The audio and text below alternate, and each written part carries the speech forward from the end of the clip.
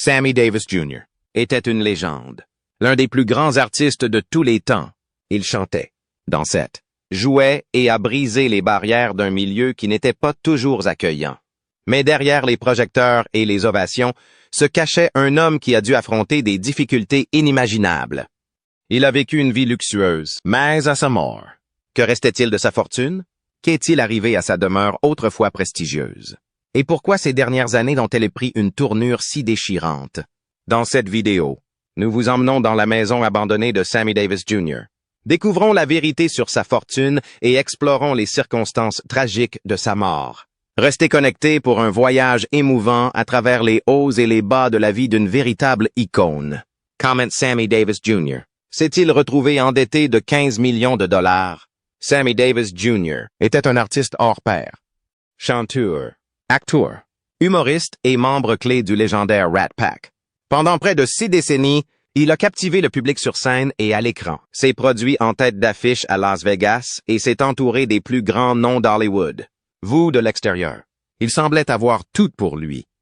Mais derrière sa gloire et sa fortune, Davis traversait une crise financière qui allait mettre sa succession en péril après son décès en 1990. Avant même sa mort, Davis cherchait désespérément à se désendetter. Il s'engagea dans une tournée dans l'espoir de relancer sa carrière et de se rétablir financièrement. Mais sa santé déclinante l'a empêché de le faire, et il n'a jamais eu l'occasion de renverser la situation. On peut donc se demander comment l'un des artistes les plus célèbres de son époque s'est retrouvé dans une situation aussi désespérée. Une grande partie de la réponse réside dans sa générosité. Davis était fier de prendre soin de son entourage, peut-être en raison de ses humbles débuts à Harlem. Comme il l'a dit un jour, « Je gagne beaucoup d'argent et j'en dépense beaucoup. Je prends soin de ma famille et ils vivent bien. Je vis dans l'opulence. Comme on dit, mais après tout, c'est moi qui possède le cochon. » À partir de la fin des années 1940 et du début des années 1950, il veilla à subvenir aux besoins de ses proches en achetant à sa grand-mère, Rosa B., une maison à Los Angeles et une Chrysler, et en lui louant un chauffeur privé. Elle avait joué un rôle crucial dans son éducation, l'élevant lorsqu'il ne voyageait pas avec son père. Sam Senior, artiste de vaudeville. Si sa générosité était admirable, elle contribua aussi à sa ruine financière, un fait que même sa fille, Tracy Davis, reconnaissait comme l'une de ses plus grandes qualités et l'un de ses plus grands défauts. L'IRS s'attacha aux abris fiscaux de Sammy Davis Jr. en 1972. Comme beaucoup d'artistes à haut revenu, Sammy Davis Jr. a tenté de réduire sa charge fiscale en investissant dans des paradis fiscaux. Il a investi dans des projets comme le forage pétrolier et gazier, et même dans la DeLorean Company, espérant que ces investissements le protégeraient de lourdes factures fiscales. Malheureusement, l'échec de l'opération pétrolière et gazière lui a laissé une dette fiscale colossale, qui s'ajoutait à ses dettes existantes. En 1972, l'IRS a cessé de reconnaître les abris fiscaux de Davis, ce qui a entraîné une réévaluation de sa situation financière. En conséquence, sa dette fiscale a explosé et, à son décès en 1990, il devait la somme astronomique de 15 millions de dollars. Davis était douloureusement conscient de ses difficultés financières. Dans une tentative désespérée de se maintenir à flot, il a rencontré les agents du fisc, Charles Callahan et Bill Byron, et a négocié des versements compris entre 50 et 50 dollars pour conserver sa maison. Pour effectuer ces versements, il a obtenu une avance de Harrah's et a même vendu certains de ses biens. Cependant, il n'a jamais véritablement modifié son mode de vie, continuant à dépenser sans compter et à donner généreusement à son entourage. Face à une pression financière croissante, Davis chercha à relancer ses revenus en prenant la route. En avril 1988, il annonça une tournée dans 12 villes aux côtés de 2 autres légendes du spectacle, Liza Minnelli et Frank Sinatra. Pour Davis, ce n'était pas seulement une opportunité financière, mais aussi une collaboration passionnante avec des amis proches. En repensant à cette tournée, il a déclaré « Liza est une amie proche depuis de nombreuses années, et mon admiration pour elle est sans limite. Laissez-moi vous dire que cet automne sera inoubliable. » La tournée fut un immense succès, incitant le trio à la prolonger à l'international au printemps 1989. Ils se produisirent dans des villes comme Dublin, en Irlande, et Londres, en Angleterre. où l'accueil fut si chaleureux qu'il fut même question d'ajouter une troisième étape. Malgré le succès de la tournée, Davis restait accablé de dettes et sa santé commençait à décliner, rendant son rétablissement financier encore plus difficile. Un cancer de la gorge l'obligea à abandonner toute tentative de reconstruction. Malgré le succès retentissant de ses tournées américaines et européennes, une nouvelle tournée n'était pas envisageable. En août 1989, Davis a reçu un diagnostic de cancer de la gorge. Entre la chirurgie et la radiothérapie, il a opté pour la radiothérapie afin de préserver sa voix. Ses médecins l'avaient prévenu que l'opération le rendrait incapable de parler, le rendant ainsi incapable de chanter. Bien que la radiothérapie ait entraîné son lot de difficultés, fatigue, perte de cheveux et difficultés à s'alimenter, Davis était déterminé à lutter contre la maladie tout en conservant son identité d'artiste. Au début, le traitement semblait efficace. Davis a parlé avec franchise de ses problèmes de santé, se rappelant « Si je touchais ma gorge, ma main en ressortait tachée de sang. Je perdais du poids. Je ne pouvais plus manger. Tout avait un goût de bouillie. » Il gardait néanmoins espoir. Il connut une brève rémission. Mais son état continua de se dégrader. En janvier 1990, il retourna à l'hôpital, où les médecins confirmèrent la récidive du cancer. Il a commencé une chimiothérapie, mais ses proches ont constaté l'ampleur des dégâts causés par la maladie. Un ami venu lui rendre visite a décrit la scène déchirante. Il ressemblait à un petit être alité, avec des tubes qui sortaient de sa bouche et de son nez. Il avait 4 balles dans les mains. Il était tout simplement rempli de ce truc. Davis se battait avec acharnement, mais la bataille touchait à sa fin. Davis est resté optimiste jusqu'au bout. En février 1990, malgré sa santé déclinante, Sammy Davis Jr. gardait espoir. Il rassura le public en déclarant « Je reviendrai. Tant que les gens continueront à prier pour moi, je m'en sortirai. » Même si les rumeurs d'aggravation de son état se multipliaient, sa femme, Alta Vicey, a démenti ces rumeurs. Il n'est pas mourant, bien au contraire. Il a vaincu son cancer de la gorge. Il parle même. Sa voix est revenue. C'est rauque, mais c'est de retour. Sa fille, Tracy Davis, l'avait encouragé à se faire opérer, mais elle savait que ce n'était pas une option pour lui. Il ne se ferait jamais opérer au risque de perdre sa voix. Ironiquement, à ce stade, il ne pouvait plus parler à cause des tubes dans sa gorge. Finalement, éviter l'opération lui aurait peut-être coûté la vie, car son taux de réussite était bien supérieur à celui du traitement qu'il avait choisi. Le 16 mai 1990, Sammy Davis Jr. décédait, laissant derrière lui une séquelle qui allait perdurer bien au-delà de son dernier appel. Les employés de Davis ont pillé la maison du chanteur alors que sa santé se détériorait. Sammy Davis Jr. a passé ses derniers jours chez lui, entouré de sa femme, Alta Vicey, et de ses enfants. À l'approche de la fin, sa fille, Tracy, se souvenait de lui avoir serré doucement la main à 3 reprises, un geste silencieux mais puissant d'amour et de réconfort. Mais si sa famille est restée à ses côtés, d'autres n'ont pas été aussi fidèles. Alors que Davis était mourant, des employés et des opportunistes ont saccagé sa maison, important tous les objets de valeur qu'ils ont pu trouver. L'auteur Matt Birkbeck a raconté que Bernard Wilson, le valet de longue date de Davis, avait prévenu Alta Vicey, qui assistait à des funérailles peu avant le décès de Davis, que des gens se servaient de ses vêtements, de ses souvenirs et même de ses bijoux. À son retour, Davis, fragile mais conscient, partagea une douloureuse révélation. Ils nous ont tout pris. Tout. Il ne reste plus rien ici, à part mon nom. N'oubliez pas, vous serez toujours Madame Sammy Davis Jr. Davis dépensait toujours plus qu'il ne gagnait. Jay Bernstein, l'attaché de presse de Sammy Davis Jr., a un jour résumé les habitudes financières de l'artiste. Sammy disait toujours qu'il dépensait 2 fois plus qu'il ne gagnait et qu'il vivait toujours bien. Il l'a trompé, n'est-ce pas? Mais en réalité, Davis ne trompait personne. Malgré sa célébrité et son succès, il a accumulé des dettes colossales tout au long de sa vie. Malgré cela, il a vécu dans le luxe, s'installant dans l'un des quartiers les plus huppés de Los Angeles, après avoir percé à Hollywood dans les années 1950. Cependant, acheter une maison dans les collines cossues près de Sunset Boulevard n'était pas chose facile pour un artiste noir de l'époque. Confronté à une discrimination raciale flagrante, Davis fut contraint d'acheter la maison sous le nom d'un autre, Le producteur de télévision George Schlatter, un ami proche, prit lui-même en charge l'hypothèque. Avouant plus tard, je gagnais 200 $ par semaine. Et je dois vous dire que ça vous fait mal au sphincter de signer un contrat pareil. Je savais que Sammy n'avait pas d'argent, mais c'est comme ça qu'il a acquis la maison. Celle-ci, qui avait autrefois appartenu à Judy Garland, comptait 5 chambres et une décoration luxueuse, avec des lits surdimensionnés, des tapis extravagants et des lampes ornées. Davis était fier de sa maison, déclarant un jour à Esquire qu'elle comptait beaucoup pour lui. Un jour, j'aimerais pouvoir y passer du temps. Au cours de sa carrière, Sammy Davis Jr. aurait gagné environ 50 millions de dollars en tant que chanteur, danseur et artiste polyvalente. À son apogée, il gagnait 24,25 $ par soirée, une somme incroyable pour l'époque. Mais l'argent rentrait aussi vite qu'il partait. Davis avait le goût du luxe et n'hésitait jamais à dépenser. Il conduisait des Rolls-Royce, vivait dans une somptueuse demeure et indiquait clairement qu'il n'était pas du genre à retarder sa satisfaction.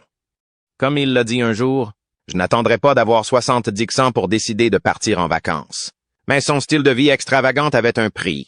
Il était connu pour avoir perdu près de 40 $ en une seule nuit de jeu. De plus, il développa une dépendance coûteuse à la cocaïne qui ne fit qu'aggraver ses difficultés financières. Davis légua tout à sa veuve et à ses enfants. Après le décès de Sammy Davis Jr., il fut révélé qu'il avait légué l'intégralité de ses biens à sa femme, Alta Weiss, ainsi que des fiducies pour ses enfants.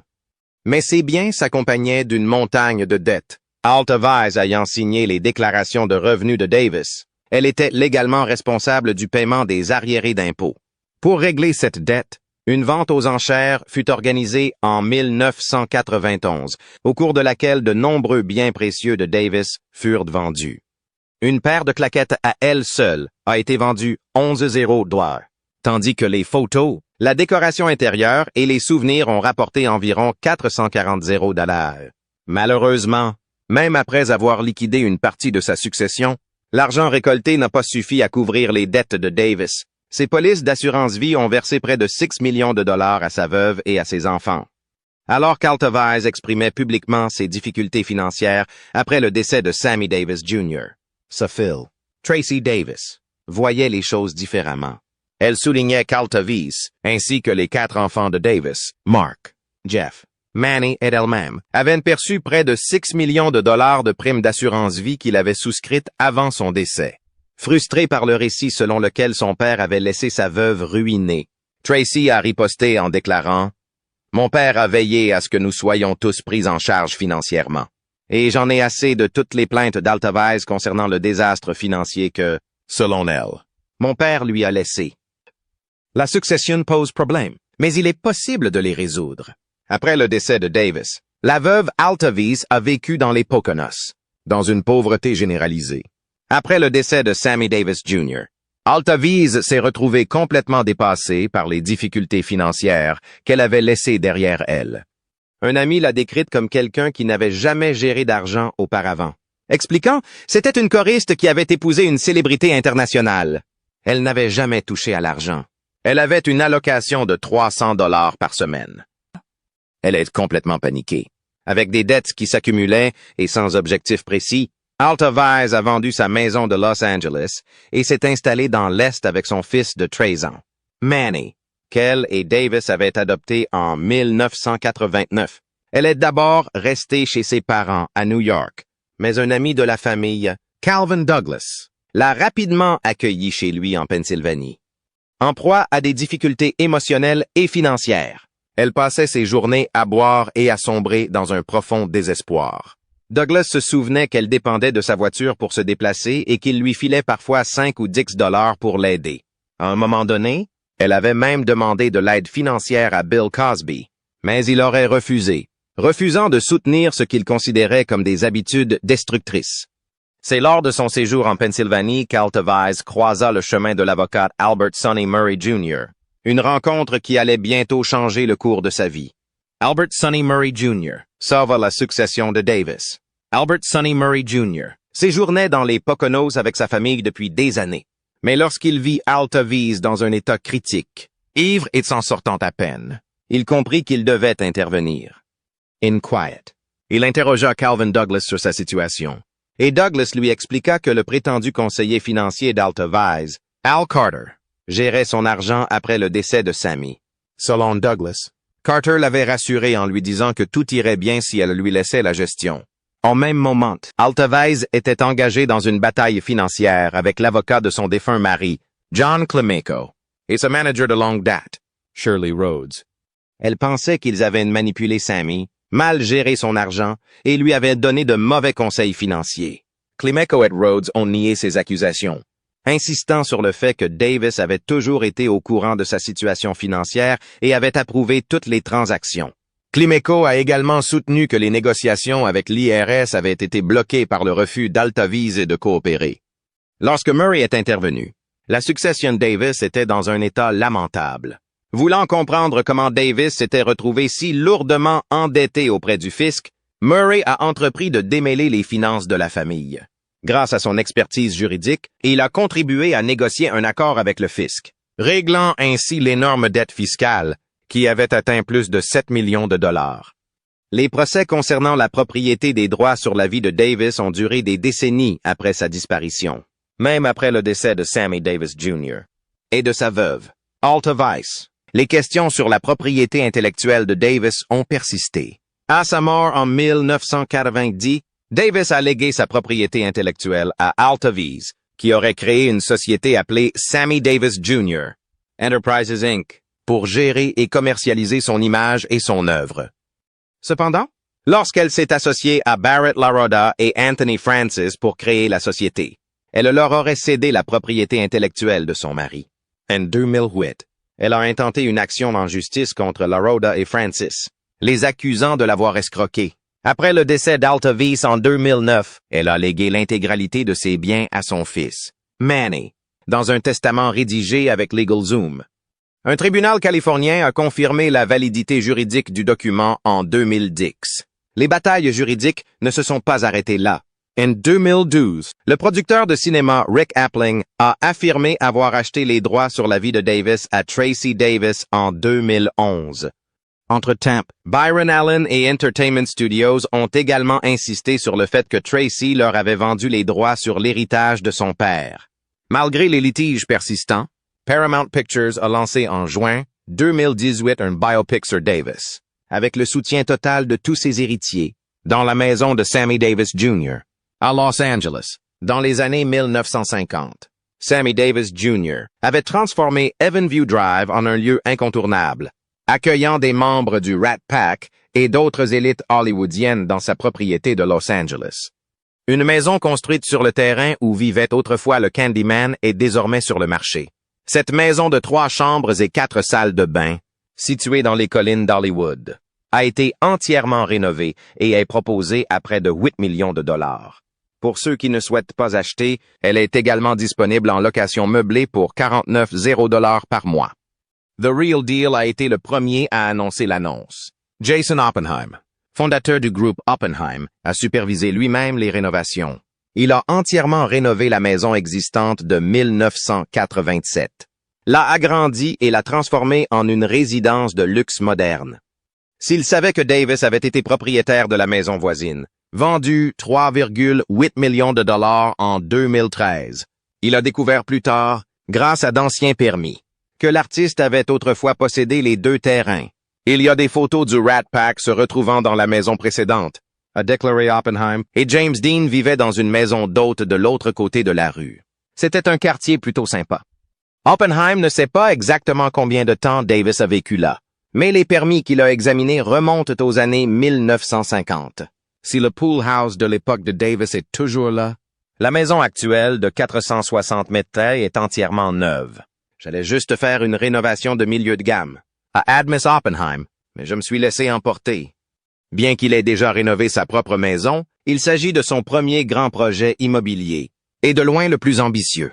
Après avoir dépassé mon budget, j'ai décidé de tout abandonner et de tout faire de la manière la plus géniale possible, a-t-il déclaré. Fort de son expérience dans la vente de maisons de luxe, Oppenheim n'a pas lésiné sur les moyens, intégrant des éléments de design haut de gamme partout. Le projet, qui a duré 1 an et demi, a finalement coûté plusieurs millions de dollars, Il avait initialement acquis la propriété en 2016 pour 2,7 millions de dollars. L'un des éléments les plus remarquables est l'escalier flottant menant à un foyer dans la piscine, où les résidents peuvent se détendre au coin du feu, entourés d'eau et de cascades intégrées. L'espace extérieur comprend également des lits de repos, une kitchenette extérieure, un barbecue et un coin télévision. Parfait pour la vie à Los Angeles. À l'intérieur, la maison bénéficie de plafonds de 4 mètres de haut, de poutres apparentes, de boiseries et d'armoires sur mesure. Un éclairage d'ambiance LED et une cheminée à gaz contribuent à l'esthétique moderne, tandis que de grandes baies vitrées inondent l'espace de lumière naturelle. La cuisine est équipée d'appareils électroménagers, miel, d'un bar et d'une terrasse avec vue sur la ville et foyer. 2 suites parentales sont également disponibles, chacune dotée d'un dressing doublé de dime et d'une salle de bain revêtue de cuir. Un escalier flottant en acier est ancré dans le mur de béton et des portes coulissantes s'ouvrent sur les suites. Les équipements supplémentaires comprennent une 3e chambre, un bureau, une salle multimédia avec bar, une cave à vin et même des espaces sauna et massage. Avec son mélange d'histoire et de design haut de gamme, le domaine offre une nouvelle interprétation de l'héritage de l'un des artistes les plus emblématiques d'Hollywood. Une maison historique de Hollywood Hills, ayant appartenu à Judy Garland et à son second mari, le réalisateur Vincent Minnelli, est à vendre pour 6,129 millions de dollars.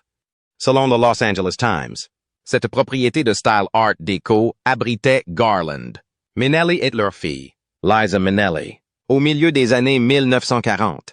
Mais la famille de Garland n'était pas la seule star à y résider. L'humoriste Wally Cox en fut plus tard propriétaire avant de la vendre à la légende du Rat Pack, Sammy Davis Jr. Le groupe de rock The Band y vécut et y enregistra également des morceaux, contribuant ainsi à sa riche histoire du divertissement.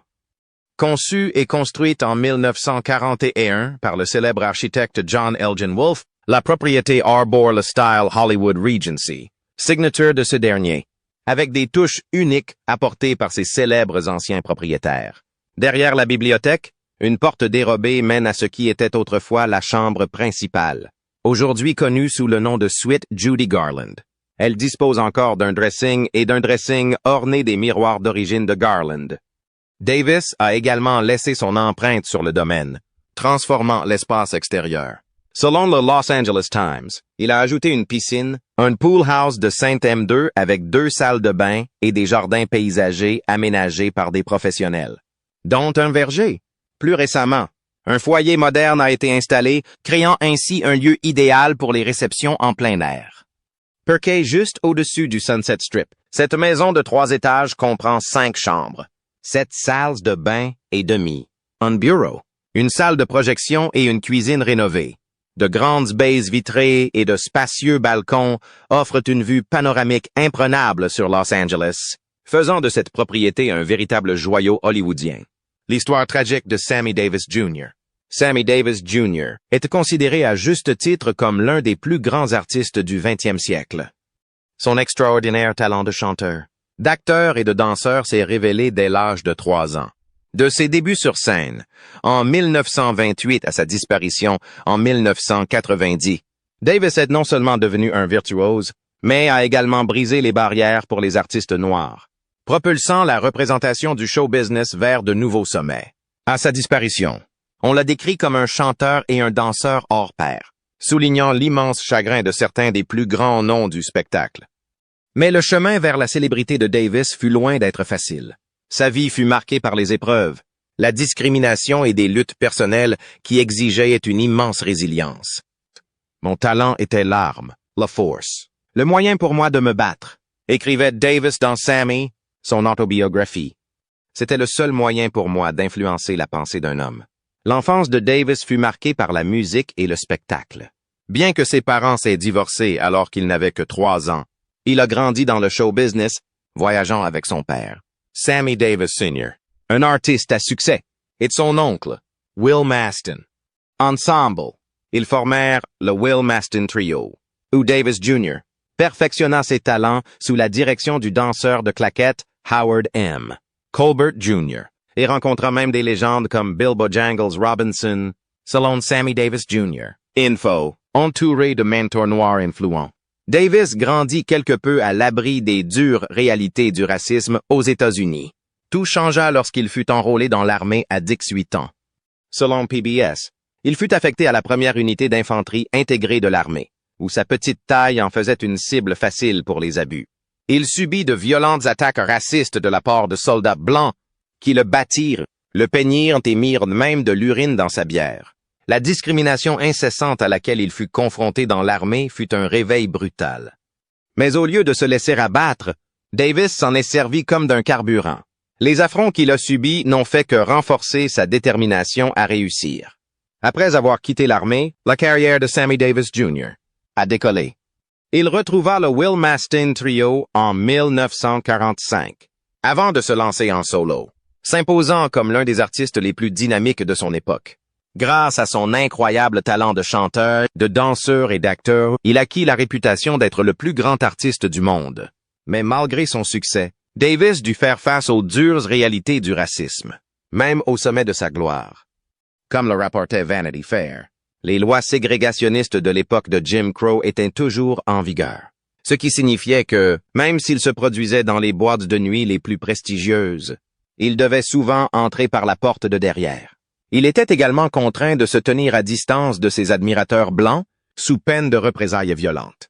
L'un des exemples les plus dangereux de cette situation eut lieu en 1957, lorsque Davis entama une liaison avec la star hollywoodienne Kim Novak, qui venait de connaître un succès fulgurant grâce à son rôle dans Vertigo d'Alfred Hitchcock.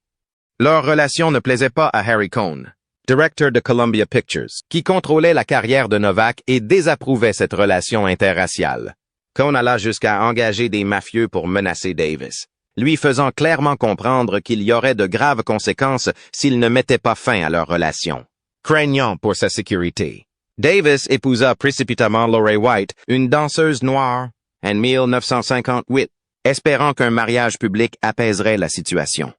Cependant, l'union fut de courte durée et malheureuse. Un tragique accident de voiture en résulta. En novembre 1954, Sammy Davis Jr. subit une blessure qui bouleversa sa vie et mit sa résilience à rude épreuve. À l'époque, tout semblait aller pour lui. Sa carrière avec le trio Will Mastin était florissante, et il venait de décrocher une résidence à 700 $ par semaine dans un prestigieux casino de Los Angeles. Pour fêter ça, ses collègues artistes lui avaient même fait la surprise de lui offrir une Cadillac flambant neuve. La vie était belle. Mais tout a basculé en un instant. En route pour une séance d'enregistrement, Davis et son assistant Charlie ont été impliqués dans un terrible accident de voiture lorsqu'un autre conducteur a tenté un demi-tour mal synchronisé. L'impact a projeté le visage de Davis contre le volant, où un bouton de klaxon a heurté son œil gauche, le rendant aveugle à vie. Durant sa convalescence, Davis portait souvent un cache-œil avant d'être finalement équipé d'un œil de verre. Malgré le traumatisme, il refusa de laisser l'accident compromettre sa carrière, poursuivant avec la même détermination et la même énergie qui avaient fait de lui une star. Son ami proche et partenaire du Rat Pack, Frank Sinatra, l'a soutenu dans cette épreuve. Selon Vanity Fair, Sinatra a été un soutien indéfectible pour Davis tout au long de sa convalescence, et leur amitié est restée forte jusqu'à son décès en 1990, d'un cancer de la gorge à l'âge de 64 ans. Après sa mort, les hommages ont été nombreux, notamment ceux de Sinatra lui-même. C'est un Dieu généreux qui nous l'a donné, et un paradis empreint de sa magie me réchauffe le cœur. Relation et mariage. En 1957, Sammy Davis Jr. entamait une relation avec l'actrice Kim Novak, sous contrat avec Columbia Pictures. Mais comme Novak était blanche, le président de Columbia, Harry Cohn, craint que cette réaction ne nuise à la réputation du studio. La suite fut un épisode glaçant, révélant à quel point le racisme et la politique de pouvoir contrôlaient Hollywood. Les récits de la suite sont multiples, mais tous s'accordent à dire que Davis fut menacé par des figures du crime organisé liées à Cohn. Selon l'une d'elles, Cohn aurait pris contact avec lui,